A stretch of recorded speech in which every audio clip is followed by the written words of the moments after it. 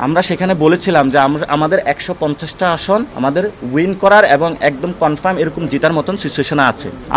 আমরা ৩০০ আসনে প্রার্থী দিব ইনশাআল্লাহ, এবং আমরা সেখানে বলেছিলাম যে আমরা ৩০০ আসনে জয়ের জন্য আমরা প্রচেষ্টা করব। কিন্তু when it comes to the practical, আমরা সেখানে বলেছিলাম যে আমাদের ১৫০টা আসন আমাদের উইন করার এবং একদম কনফার্ম এরকম জেতার মতন সিচুয়েশনে আছে। কিন্তু আমরা ৩০০ আসনে প্রার্থী দিব এবং ৩০০ আসনে জয়ের জন্যই লড়বো ইনশাআল্লাহ। তাহলে বিএনপি কয়টা পাবে, জামাত কয়টা পাবে?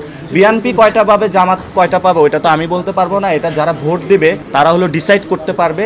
আমাদের জায়গা থেকে যারা অ্যাসেসমেন্ট, এটা দেখেন যে বিএনপি অনেকগুলো ডেটা সার্ভে করেছে, জামায়াতও অনেকগুলো করেছে, কিন্তু আমাদের জায়গা থেকে আমি মনে হয় একবার বলেছিলাম বসুন্ধরা টিস্যু অশুদ্ধতার বিরুদ্ধে এক বিন্দুও ছাড় নয়।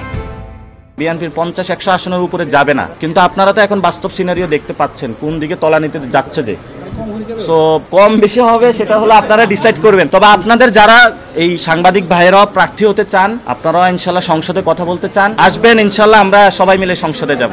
আপনার যদি রেশিওতে সংখ্যাগরিষ্ঠ আসে সেখানে তো সংখ্যাগরিষ্ঠ হচ্ছে, কিন্তু এখানে একটা বিষয় যে নারীদের আসন রয়েছে, উচ্চকক্ষে পিয়ার রয়েছে, ওই ক্যালকুলেশনটা আপনাকে অ্যাড করতে হবে।